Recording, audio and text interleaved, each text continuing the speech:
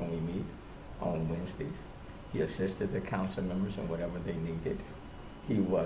His specific job was to be the mayor's liaison and assisting, working with each one of the council members.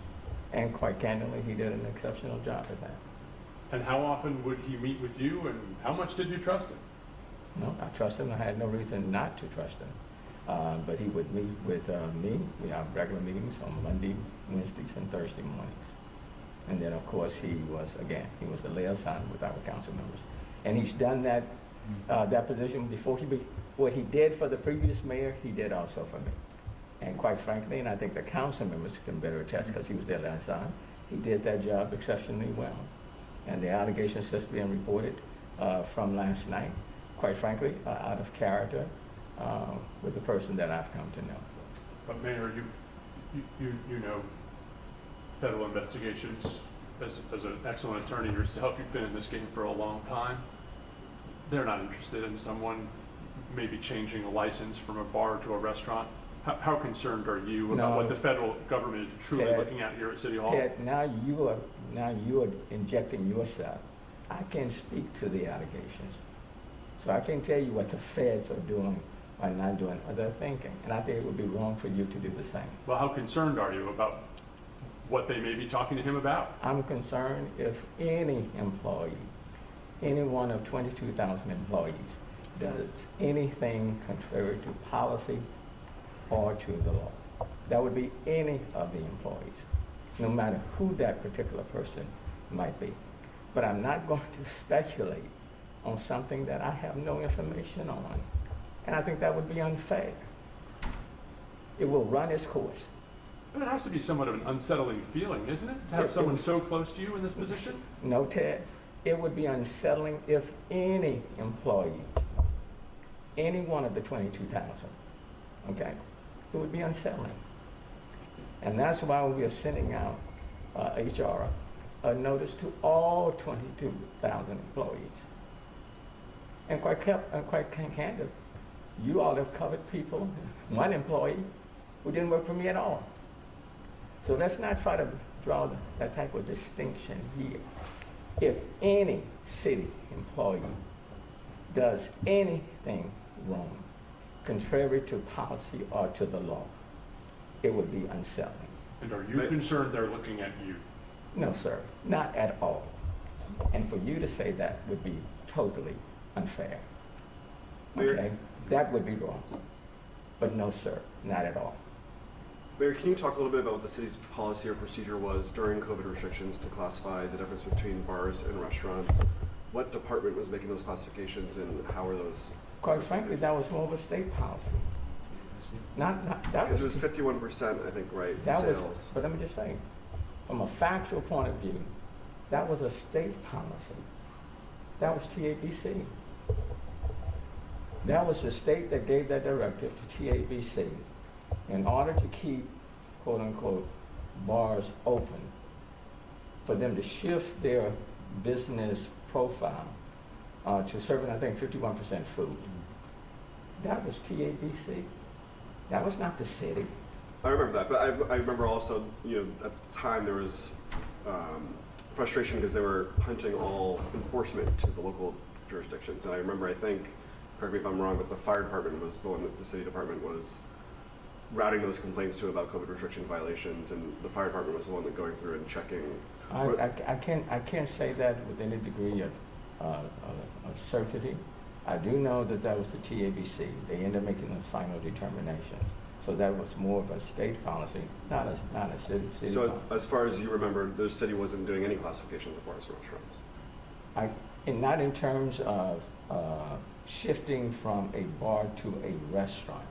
Now, certainly the state kept saying, we've made the policies, the cities can enforce the policies, but I can't speak with any specificity on that at this particular point. And that would have been, the height of that COVID would probably have been, what, a year ago? About a year ago. More than probably. Yeah, more than a year ago. So I can't speak to that, but I do know that was a state policy, and that was primarily being handled by TABC. Mayor, is the city planning any kind of internal investigation to see if other employees may have been doing similar activities? But again, you're assuming that we know something. The only thing, and let me just say this as clear as I can say, let me take this off. Swollen mouth and out. We know nothing. No one has talked to me or my executive team. No one. The only thing that I know is related to William Paul is when William Paul sent me an email last week letting me know that he had chosen to retire. I've made that email available. I have not talked to William Paul since the Pride Parade. I have not seen William Paul. When I came back from my surgeries, okay, I assumed he was on vacation. And then on Tuesday of last week, not yesterday, last week, he sent me an email Tuesday night, and it expressed medical reasons in the email. That's all I know. Until Dylan from the Chronicle reached out to my communication team yesterday evening, or whenever he did. That's it. And when he sent you the resignation letter, I mean, this is a guy you met with 3 times a week for years. Did you call him to say, hey, what's going on? No, I did not, Ted. He sent me an email. Yeah. He expressed that he was retiring for medical reasons. And quite frankly, I can relate to that because your medical situation can change on a dime. Yeah. And I can personally attest to that. Okay? Did any of your senior team reach out to you? No, Ted, again, you're speculating. Please be. No, I'm asking, this is a guy you worked with very closely for years. I'm just wondering what the outreach was when he tells you all of a sudden he's leaving the city after 15 years. When in the email, when he said that he had chosen to retire for medical reasons, I respected that. Yeah. I didn't reach out to him at that point. I certainly had intended to reach out, but quite frankly, I've been attending to my own medical situation. Now, if that was not the case, I probably would have reached out sooner. But I've been attending to my own. Okay? And I do understand how things can change health-wise, just like that. Now, that I do understand. And I'm sensitive to that. Okay? So he made a decision based on his email for medical reasons. I respect people for that. And if he wanted to talk to me personally, he certainly could have reached out to me. But I'm going to respect and give people the time and the space. But I did not expect anything else. And quite candidly, I'm surprised about the revelation here because it is out of character. But that's all I can tell you because that's all I know. I know you bristle at these questions, but there will be some around this horse here who will again bring up what Tom Caslin has said. And that's unfair because now you're dealing with something that no action has taken place as a result. One person, and let me just say this, if one person can make an allegation and all of you jump to conclusions and take that person's word, then what is that saying about where we are in society? Because there have been many people who have made allegations about other folk, okay, turned out to be false. Mm-hmm. So in this day, if one person can make an allegation and you are concluding that it must have merit, what is that saying? No, I'm not suggesting that. We've heard what Mr. McCaslin has said. But that's what I'm saying. The FBI came to the health department and raised issues there. Ted, now we see this. And so at what point is it? At what point is it? I am not going to let you sit here and try to tie things together where there's no connection and there's no basis. That's poor journalism. Okay? That's poor. I'm not going to let you do that. There are 22,000 employees here.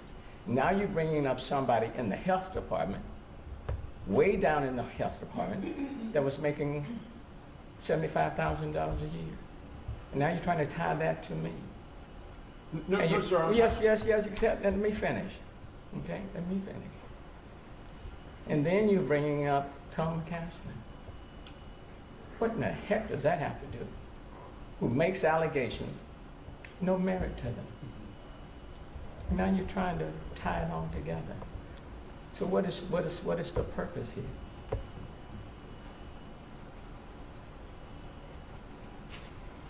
Anything else?